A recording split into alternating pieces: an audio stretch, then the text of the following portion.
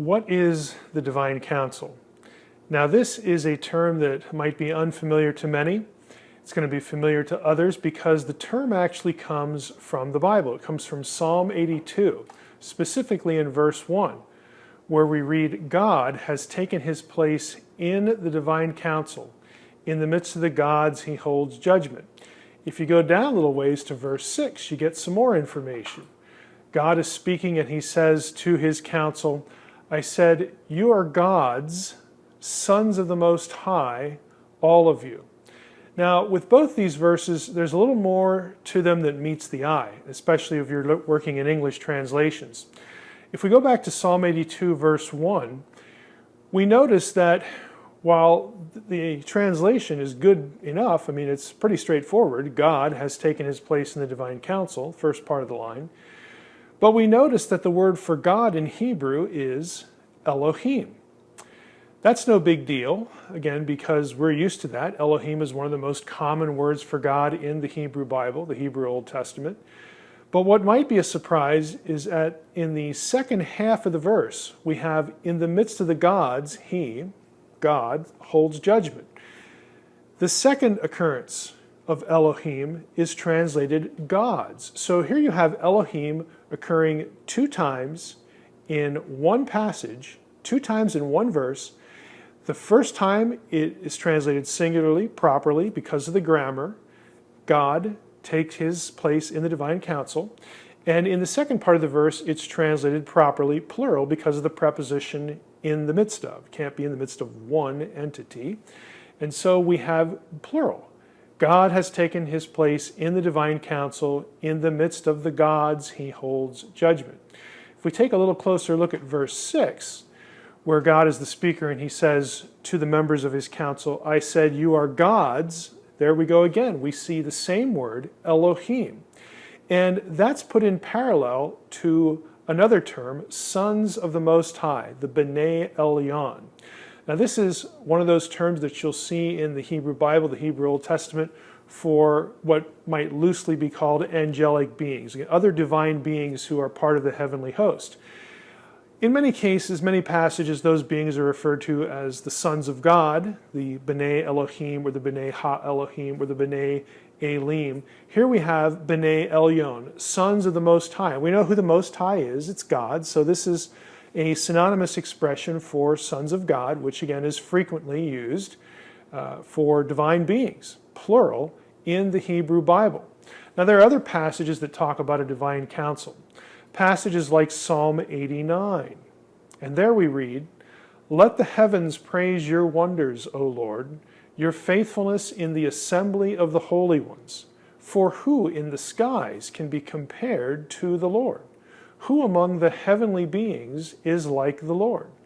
A God greatly to be feared in the council of the holy ones, and awesome above all who are around him." Again, there's a little bit more to look at here in this verse as well, specifically in Psalm 89, verse 6. Now, we again can read very straightforward in English, makes good sense, "For who in the skies can compare to the Lord," can be compared.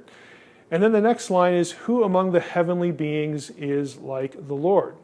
Well, notice again, heavenly beings is very obviously one of those stock expression for divine, as in plural, divine beings who work with God, who are part of the heavenly host, who are part of the divine council. Who among the heavenly beings, the Hebrew is B'nai Elim. Who among the sons of God is like the Lord? Of course, the rhetorical response, the rhetorical answer would be nobody. Now, another passage is 1 Kings 22, specifically verses 19 through 23.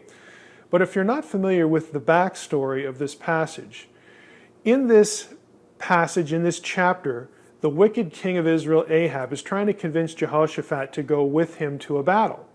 And Jehoshaphat would like a word from the Lord. Should I go or should I not? And so finally, after listening to the prophets of Ahab, again, the prophets of Baal essentially, Jehoshaphat says, "Hey, isn't there a prophet of Yahweh around here?" And they summon Micaiah, and Ahab says in the passage, "I hate this guy because he never tells me what I want to hear." But nevertheless, Micaiah shows up, and this is what we read in verse 19. Micaiah said, "Therefore, hear the word of the Lord. I saw the Lord sitting on his throne, and all the host of heaven standing beside him on his right hand and on his left. And the Lord said, Who will entice Ahab that he may go up and fall at Ramoth Gilead? And one said one thing, and another said another. Well, who are these guys? Then a spirit came forward and stood before the Lord, saying, I will entice him. And the Lord said to him, By what means? And he said, I will go out and I'll be a lying spirit in the mouth of all his prophets. And he, God, said, You are to entice him and you shall succeed. So what we have in 1 Kings 22 is a divine council meeting. We get a glimpse sort of behind the veil as to what's going on in heaven. Now, God has decreed that it's time for Ahab to die. But what we see in 1 Kings 22 is he allows the members of his council, the members of the divine council, to participate in how that decree will be carried out. And you'll notice in the passage that these are not idols. These are not men. The members of the heavenly host, the members of God's council, are spirits, because verse 21 said a spirit came forward and had a suggestion.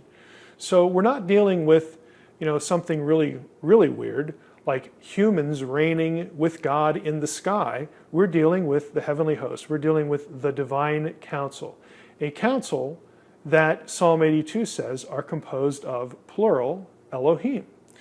Another passage is Daniel 7. Now, we're familiar with this one because it's the famous Son of Man passage in the Old Testament that gets referenced and applied to Jesus when he's on trial before Caiaphas. But if you'll notice in this passage, we read something interesting in verse 9. Here, Daniel 7, verse 9. Daniel says, As I looked, thrones, plural, were placed, and the Ancient of Days took his seat. His clothing was white as snow, and the hair of his head like pure wool, and his throne was fiery flames. Now we know who this is. This is God. The fiery throne with the wheels, Daniel goes on to describe. It's the same description as we get in Ezekiel 1, where God is on the throne in Ezekiel's vision. This is God seated, but there are thrones, plural. And we know that it's not just two. The Son of Man isn't seated, because the Son of Man will come to the Ancient of Days and then receive everlasting dominion. Later in the passage, we actually read that the court sat and, again, helped God to render judgment. So the divine council, again, participates in what's going on with God's decrees. So that's a brief overview of what in the world is this thing called the divine council. Again, in more familiar language, it's the heavenly host. But we need to pay attention to what's going on in Psalm 82:1, where the academic term really comes from.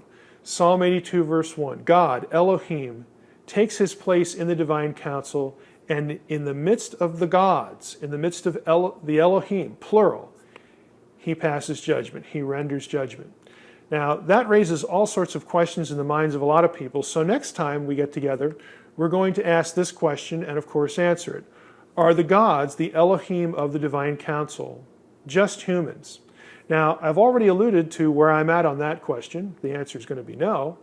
But you would be amazed at how many times you will read that in commentaries, especially New Testament commentaries when you get to John 10, because Jesus quotes Psalm 82 in one of those scenes in John 10. And every commentary on the Gospel of John I have ever seen, and I've seen a lot of them, says that the gods of Psalm 82 they're just people. They're just people. They might give you the other views, but they're just people. Nothing to see here, citizens. Nothing unusual going on. Well, that just isn't the case. And next time, we'll consider that question. But in the meantime, I hope that you will get my book, The Unseen Realm. It's available on Amazon and in other outlets, as well as patronize the Naked Bible podcast. Of course, we want you to listen to it, but this is a means to support the creation of content on my website. So the Naked Bible Podcast, go to nakedbiblepodcast.com, and of course you can read the Naked Bible blog on my website. And then lastly, I hope that you'll take advantage of my 3 new books, the 60-Second Scholar Series, where we get into some of this information for lay people, but also techniques and strategies and just good old-fashioned advice on how to study the Scriptures.